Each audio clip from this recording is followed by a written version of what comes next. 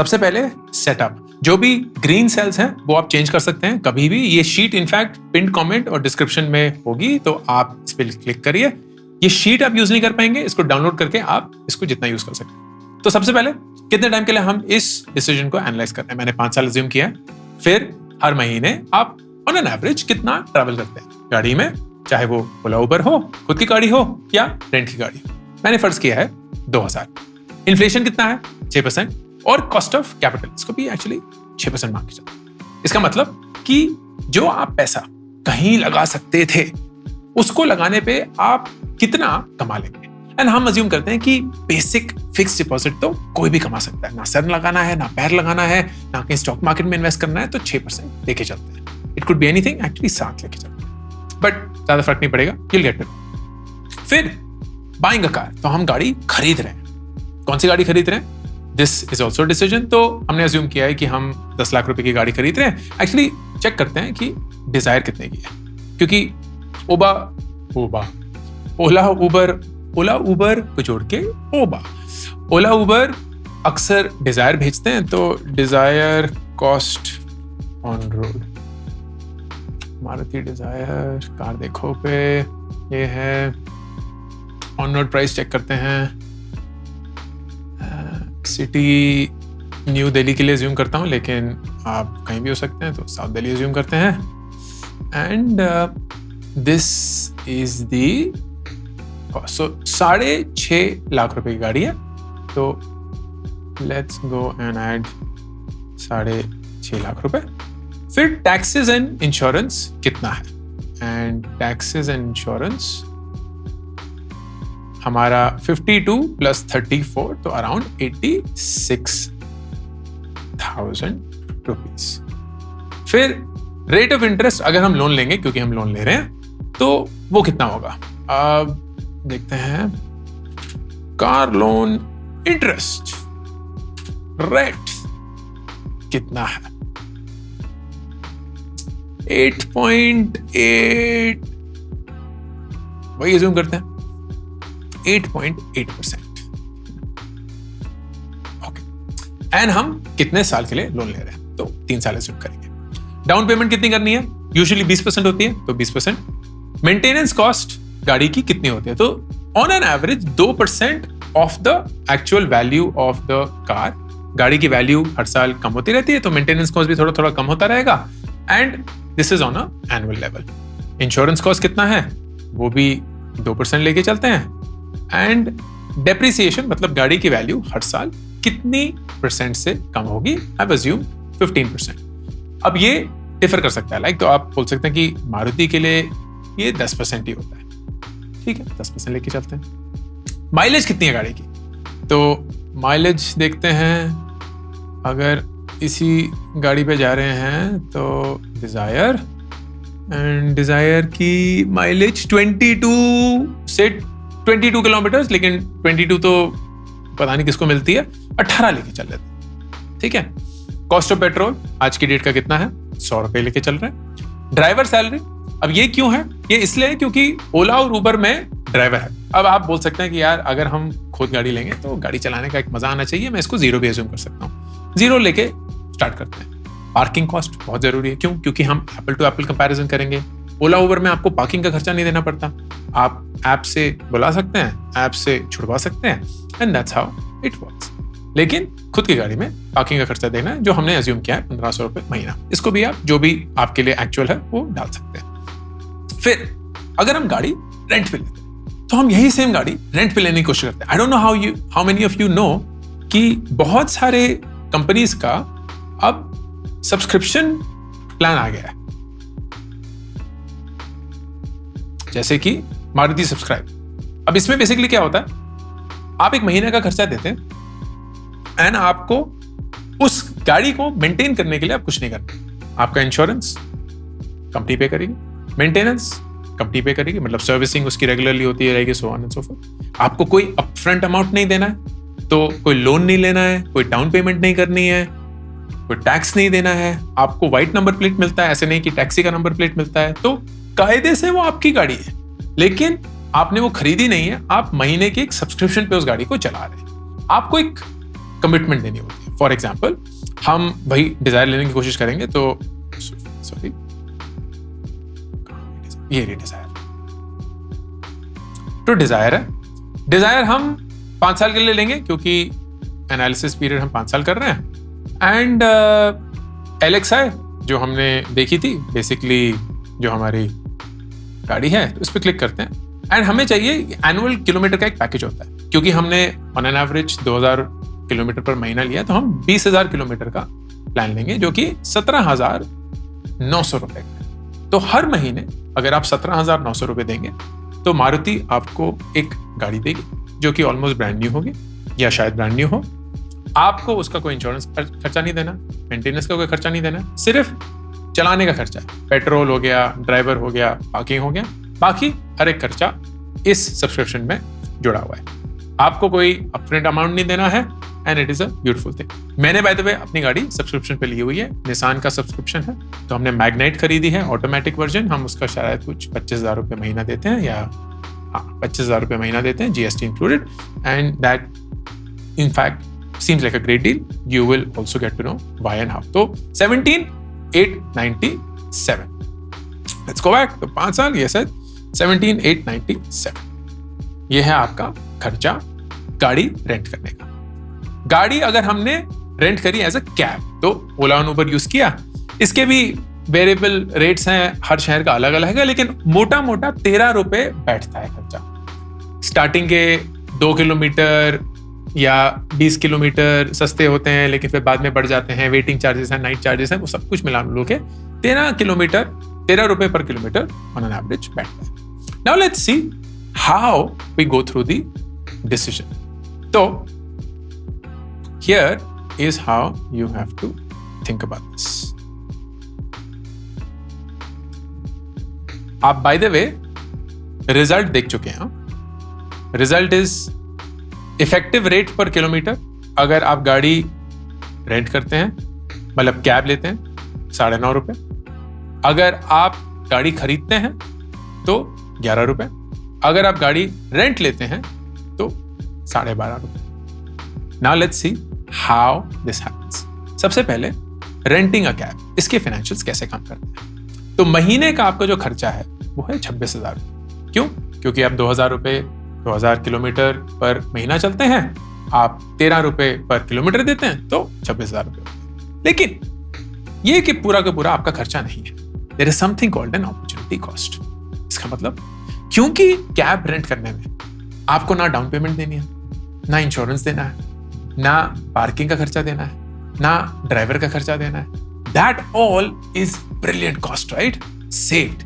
अगर वही सारा पैसा आप इन्वेस्ट करेंगे, whenever you have to spend that money, and आप उसी 6% पे, 7% पे एक रिटर्न कमाएंगे जो कि FD का रिटर्न है, तो आप इन 5 सालों में 4.5 लाख रुपए कमाएंगे। वेल 4,35,000, विच मीन्स नेट आपका कैब रेंट करने का खर्चा जो है वो है ये 26,000 रुपए पर महीना इंटू 5 साल माइनस ये 4,35,000, विच मीन्स करीब 11,25,000। एंड इसको अगर आप number of kilometres over 5 years से डिवाइड करेंगे तो 9.5 रुपए आपका effective cost. This is the financial of renting a cab. Of course renting a cab में बहुत सारी दिक्कतें भी हैं। कभी कभी ओला उबर नहीं आती है, बारिशों में बंद हो जाते हैं, गाड़ियां साफ नहीं होती हैं, सेफ्टी का कंसर्न है, एक अपनी गाड़ी ओन करने का चैलेंज है या नहीं ओन करने का चैलेंज है। So there are a lot of emotional and of course practical reasons as well. लेकिन अगर आप उन सबको आप हटा देंगे तो 9.5 रुपए में आप अपनी दुनिया चला सकते हैं। अब गाड़ी खरीदने का देखते हैं। गाड़ी खरीदने का सबसे पहले हमारा कॉस्ट जो 6.5 लाख रुपए था, उसके ऊपर 86,000 हमारा टैक्सेस और इंश्योरेंस का खर्चा आया। फिर हमने एक डाउन पेमेंट करनी है, तो हमारी जो डाउन पेमेंट की अमाउंट होगी वो होगी 2,16,000 रुपए, विच मीन्स इस 6.5 लाख का 20% प्लस ये 86,000 जो लोन कभी फाइनेंस नहीं करता, हमें खुद देना पड़ता है। 5,20,000 रुपए हम लोन लेंगे। जो कि हम 8.8% पे लेंगे, 3 साल के लिए हम ले रहे हैं, तो हमारा EMI बैठेगा 16,500 रुपए। ब्रिलियंट। तो इंटरेस्ट जो हम इस 3 साल के पीरियड पे देंगे, that will be 73,000। This is the additional cost of owning the vehicle beyond the cost of the vehicle. Correct? आपने वो 6.5 लाख रुपए की गाड़ी तो ले ली, लेकिन उसके ओवर आपने 73,000 रुपीज दिए बैंक को वो लोन देने के लिए। एंड आपके फिर एडिशनल खर्चे भी हैं, तो एक मेंटेनेंस एंड इंश्योरेंस का खर्चा हो गया जो कि करीब 1 लाख रुपए होगा ओवर दिस 5 ईयर पीरियड। आपकी माइलेज 18 किलोमीटर पर लीटर एज्यूम करी गई है। कॉस्ट ऑफ पेट्रोल 100 रुपए है आज का, वो भी बढ़ता रहेगा। तो over a 5 year period 2000 kilometre पर महीना चलाने के लिए आपको 7.5 लाख रुपए पेट्रोल पे खर्च करने पड़ेंगे। ड्राइवर का आपने कोई खर्चा अज्यूम नहीं किया है तो वो 0। आपके पार्किंग कॉस्ट जो है वो ओवर द 5 ईयर पीरियड करीब 1 लाख रुपए होगी। तो टोटल आपका गाड़ी चलाने का खर्चा बैठेगा करीब 17,70,000 रुपए, विच मीन्स एंड यही गाड़ी 5 साल के बाद जब आप बेचेंगे तो 4,26,000 रुपए आपको मिलेंगे। तो ये आपकी इनकम होगी, 17 लाख रुपए और 70,000 आपकी एक्सपेंस हो गया। तो नेट जो आपने इस गाड़ी को ओन करने का खर्चा दिया है वो है 13,40,000। दैट मीन्स इफेक्टिवली आपका पर किलोमीटर कॉस्ट बैठता है 11 रुपए 20 पैसे। फाइनली रेंटिंग अ कार में 17,900 रुपए हमारे रेंट का खर्चा था। तो हमने over a period of time, जो कि हमारे 5 साल है, करीब 10,70,000 रुपए खर्च करे।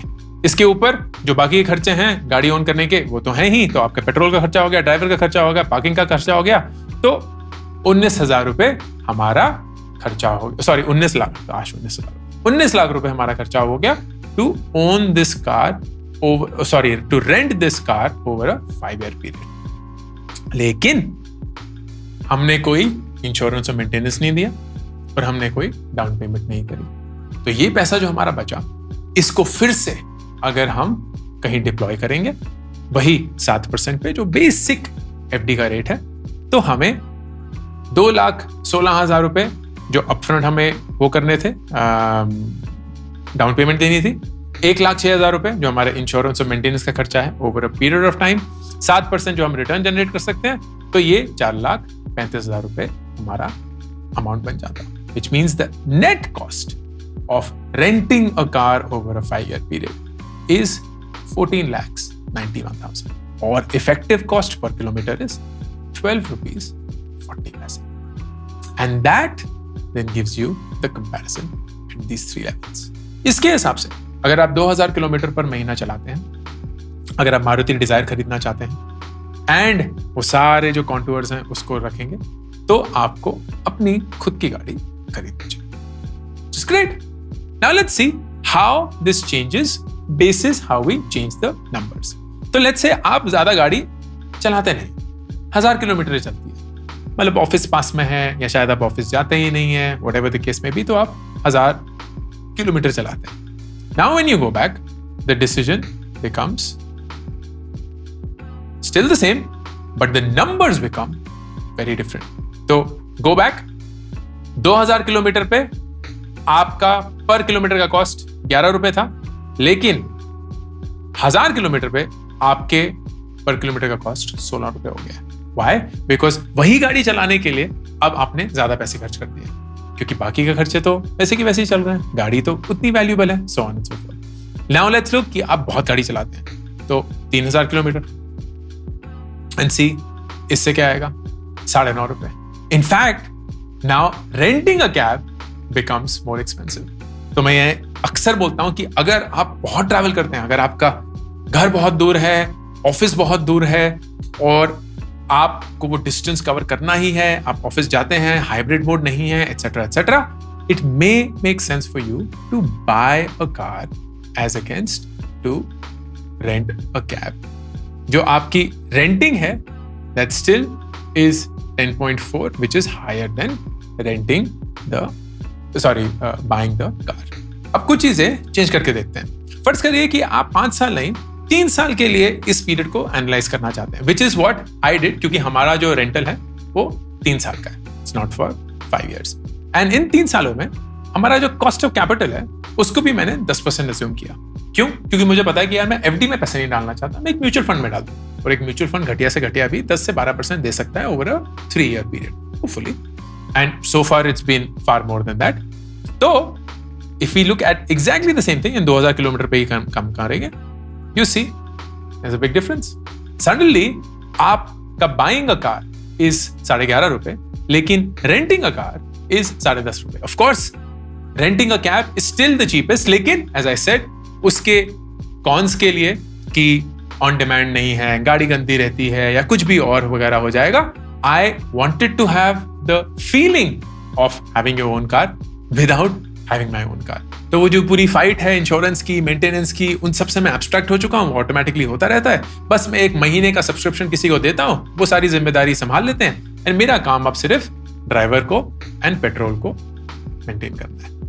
And this is how the number comes up. If I do the same thing for 1000, तो आप ज्यादा गाड़ी नहीं चलाते हैं, तो you will see the cost increases, 17 रुपए हो जाता है, 15 रुपए हो जाता है। If I do it for 3000, बहुत गाड़ी चल रही है, तो it becomes more attractive, 9.7 rupees, 8.9 rupees. So reducing the period and increasing the cost of capital makes renting a car more attractive, which is why I chose that decision.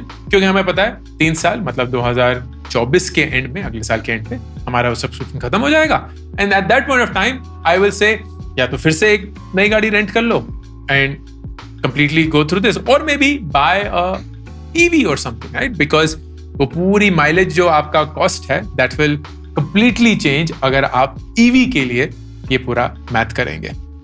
The other thing is also the cost of the car. तो अगर यही चीज 10 लाख रुपए की होगी and everything else मोटा मोटा remains the same, and ये हम 2000 के लिए कर लेते हैं, so you will see what a huge difference. Well actually sorry, ये 10 लाख की गाड़ी के लिए मुझे अपना ये भी चेंज करना पड़ेगा। 10 लाख की मारुति की कौन सी गाड़ी है?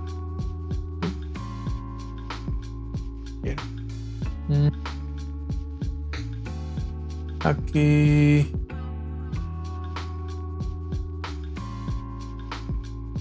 बलिनो है, फ्रॉनिक्स, अर्टिगा, सियाज, हाँ सियाज है ना, शायद सियाज हो सकती है, थिंक सो। तो इसको हम करते हैं, yes. So this comes to around 22,930। Actually इसको भी हमें 20,000 किलोमीटर करना होगा, 24,062.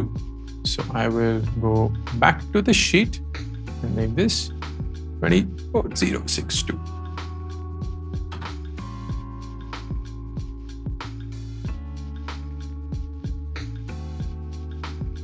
Yeah. This then becomes the conversation. 13.6 buying and 11.6 renting. 5.9 renting a cab still remains the attractive option. ये है इस पे। अगर इसी को हम 6% पे रखेंगे कि हमें ज्यादा रिस्क नहीं लेना है, कुछ नहीं करना है, then it also becomes cheap. Renting a car. Why? Because आपके इस कॉस्ट की वजह से इंश्योरेंस और मेंटेनेंस का जो आपका पूरा खर्चा है वो बच गया है, and you are deploying that to an investment. Investment भी क्या, आप FD में वो पैसा डाल रहे हैं। So more expensive a car is, it makes more sense to rent अगर आप उस opportunity cost of surplus capital को preserve करके एक FD या एक म्यूचुअल फंड या कहीं भी और डाल रहे हैं। This becomes the basic. तो ये Excel sheet is a good way for you to decide कि क्या आपको गाड़ी खरीदनी चाहिए, रेंट करनी चाहिए या ओला उबर करनी चाहिए। एंड इस कैलकुलेशन एंड शीट के थ्रू आप इस डिसीजन को वाइजली नहीं, स्मार्टली, फाइनेंशियली प्रूडेंट मैनर से ले सकते हैं, जिस बात साइड पे रख के। I hope this was useful. Ankur Warikoo signing off. मैंने 2 किताबें अभी तक रिलीज करी हैं, do epic shit and gate epic shit done. Do epic shit is more about life के बारे में सोचना, रिफ्लेक्ट करना। बहुत सारे फेलियर जो मेरी जिंदगी में मेरे साथ हुए हैं वो मैं आप सब लोगों के साथ शेयर करता हूं। इन गेट एपिक शिट डन में मैं 36 ऐसे लाइफ के सवालों के जवाब देता हूं जो हर एक इंसान की जिंदगी में उनको कभी ना कभी पूछना पड़ता है। ये दोनों किताबें 4 लाख कॉपीज बेच चुकी हैं and I would love for you to pick one of them for you or your best friends. Link pin comment और डिस्क्रिप्शन में।